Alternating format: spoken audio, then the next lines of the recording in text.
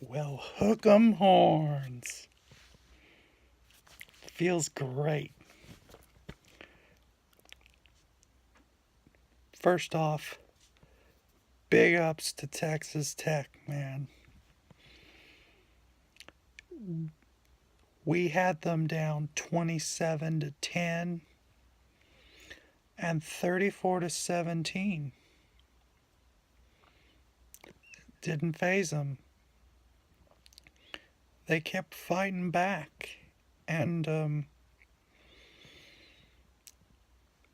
credit to them. They fought hard, but I mean, like early on when they marched down the field on that first drive, it was like, oh no, here we go again.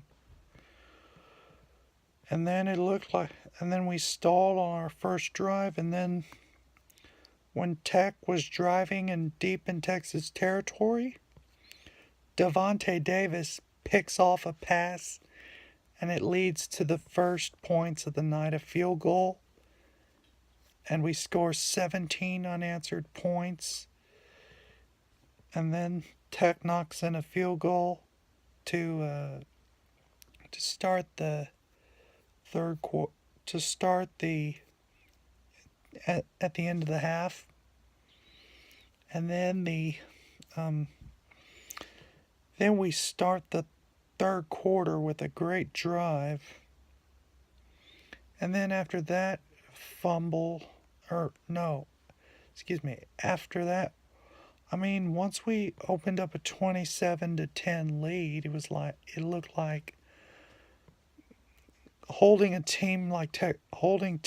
offense like Texas Tech to 10 points, 3 quarters, and yeah, we were, and keep in mind, like at the first of the game, Texas Tech had the ball more, but then toward the end of the half, we turned the time of possession and we controlled the clock, and we just, I mean, it looked like, but then Texas Tech, man, we had so many defensive breakdowns, and we had a lot of injuries, but in spite of the injuries, and with the injuries considering on the defense, and with I'll take a win in Lubbock over Texas Tech any day over a loss to Tech in Austin like last year. Let me tell you something.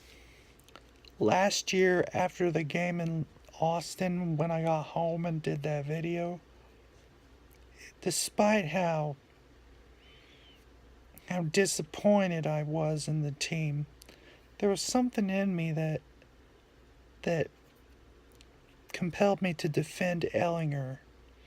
And a lot of y'all were all saying he lost the game, he shouldn't be like, he sucks, he's terrible. Since then, he he seemed to learn from his Tech debacle and the Maryland debacle. He hasn't thrown a pick since the Maryland game. And he has about 300, almost 300 passes attempts this year without an interception, and that's remarkable. I believed in this guy even when all of y'all were bashing him and saying that he's a bust, he's a wash up. The dude led us to big wins over USC, TCU, and Oklahoma, and almost led us to an upset over West Virginia. If Ehlinger wasn't in the game against West Virginia or Oklahoma or TCU, we get run out of the building. And also in Oklahoma State, Ehlinger got us. Ehlinger played his heart out in that game, but the defense was terrible in that game. So you can't blame Ehlinger. And now you see why he's the starting quarterback. He's starting to really improve. In a stress situation, he did not, especially when they tied it with about 2 minutes left, he did not crack like he did last year against Texas Tech when we needed about 3 yards to pick up a first down.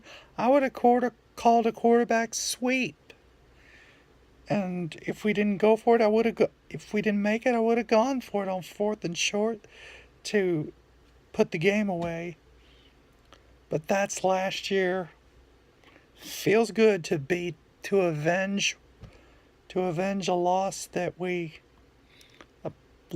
I was just sick about for quite some time. Man, Ehlinger's our king. Ehlinger's our guy.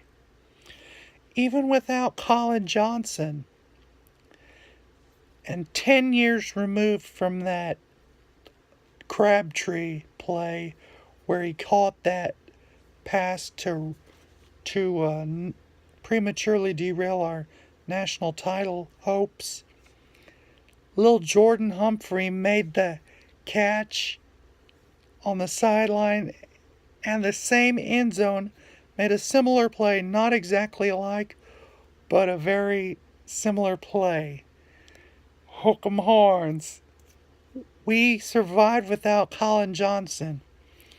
This is a chance for us to see if we can get weapons that have more depth, even if he does return. But happy for the win. 10 years ago, I was a junior in high school, and man, it was the greatest play. That was a great play that I saw, and I was sick about that for the rest of the night. But today, hook 'em horns and Texas fight. Gotcha, Tech.